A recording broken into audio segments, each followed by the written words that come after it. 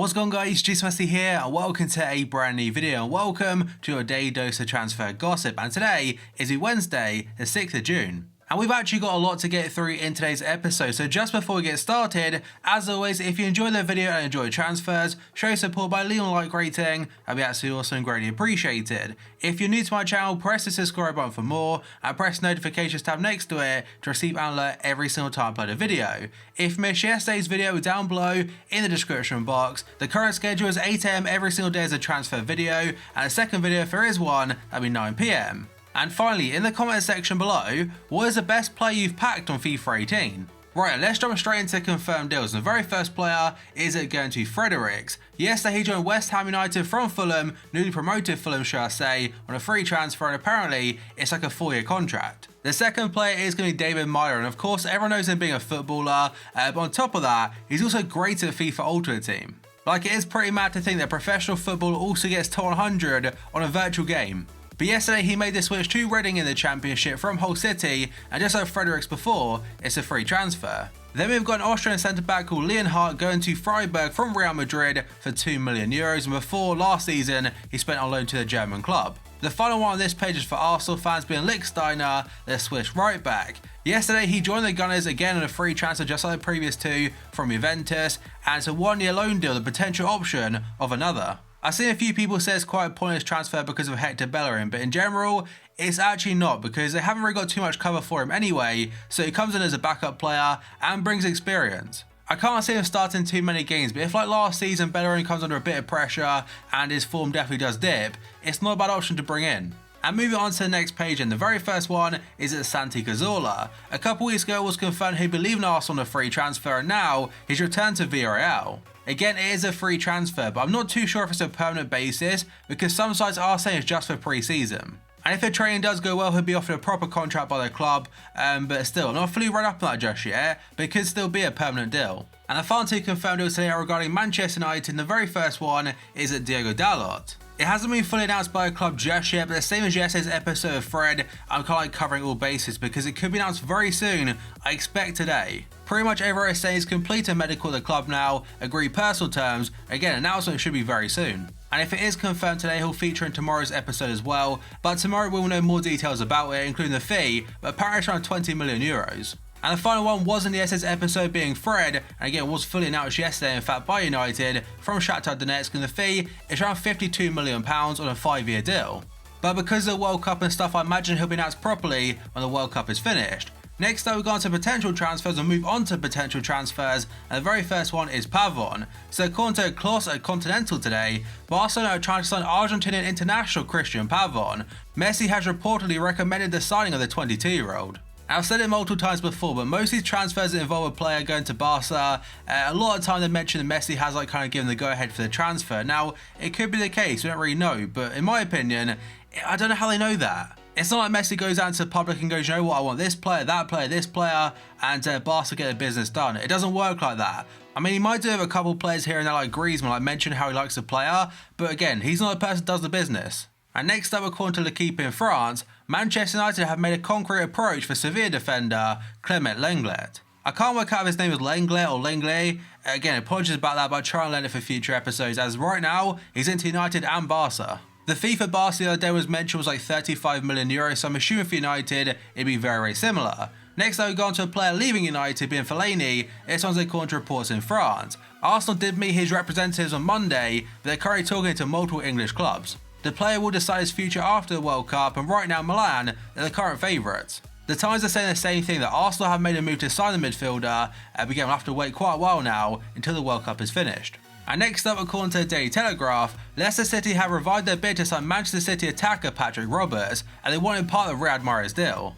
Last week, a lot of places were saying Manchester City was pretty much done, like 99% done, but it doesn't seem to be the case at this point in time. But if it does happen, it'll still be around £60 million, although it could be a little bit less now with Patrick Roberts involved. And moving on to the next page, and the very first one's going to be Ben Arfa, who has done a great time at Paris Saint-Germain. L'Equipe have actually listed a lot of clubs that are interested in him, and apparently he's received a lot of offers. So the clubs that made a formal approach for him so far: Tigres in Mexico, we've got Rubin Kazan, Dinamo Kiev, Fenerbahce, Besiktas. There's a couple of clubs in Spain and France, being Lyon, Rennes, Valencia, Villarreal and Sevilla. And it's safe to say he's got a lot of offers on the table, and most of them are pretty good ones as well, and I imagine you consider a lot of them. And as I previously mentioned, his time at PSG hasn't gone too well, but before that, Nice in particular, he showed how good he can be. And next up, according to RMC, they said Monaco are in active discussions for the Russian midfielder Alexander Golovin. Monaco are yet to make a concrete offer for the player though, as the player is interested in a lot of English clubs.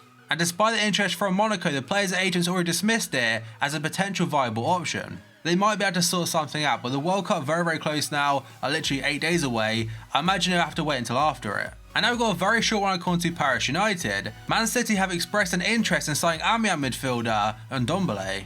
Now last season he spent out on loan to Lyon and apparently done very well for them, and honestly, I thought it was owned by Lyon anyway. There are still rumours saying Lyon will get him on a permanent basis now instead of Man City, but if City come calling, they're quite hard to turn down. And in regards to FIFA 19, if he has a similar card to that, also has 4-star skills on head-to-head, he'd be used a fair amount at the start. And now move on to one for Liverpool fans according to Liverpool Echo. Moses Simon, who plays for Ghent right now in Belgium, has been identified as a potential backup player to Liverpool's front three.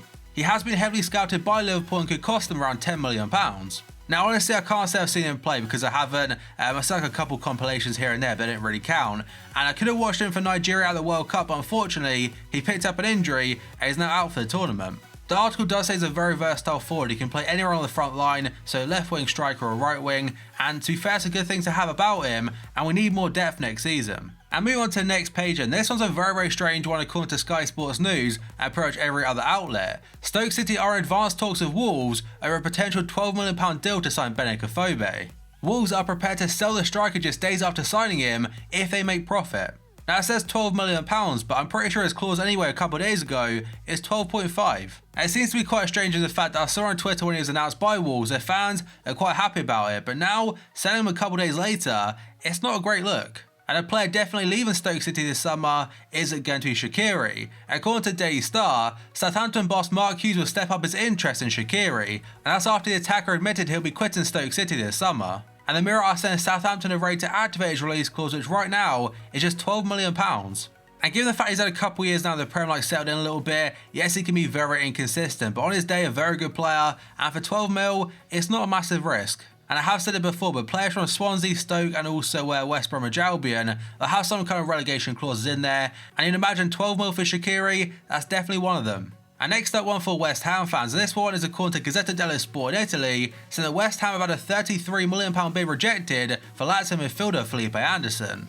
He's also linked to a move to Chelsea, but at the moment West Ham are still favourites for him, and a lot of places are saying Lazio are willing to sell him this summer, but only for the right fee. And the final player on this page, another one in the Serie A this time, or a player potentially staying in the Serie A, should I say, being Perin. So according to Sky Italy, Perin is ready to go to Juventus, and agreement is in place, and at the moment, he's waiting to take his medical.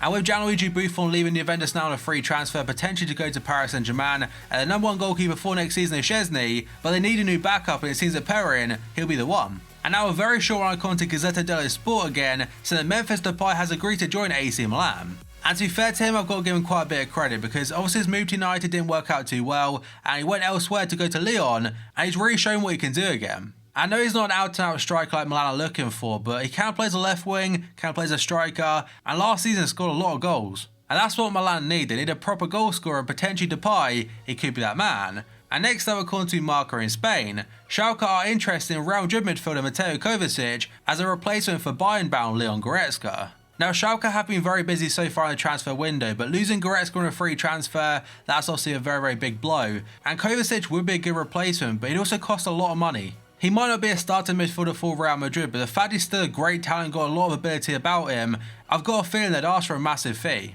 And whether Schalke can match it or not, we'll have to wait and see, but if they do, fair play to them. And now a very interesting one according to a couple of reports in Italy, although one of them, by the way, I know someone mentioned a couple of days ago, it is from Tuttosport. And I was informed they're not a very good source, so maybe take it with a pinch of salt. It might not happen, or it probably won't happen, but it wasn't just them reporting it. And it simply says that Man City have had a £50 million bid rejected for Juventus' Pjanic.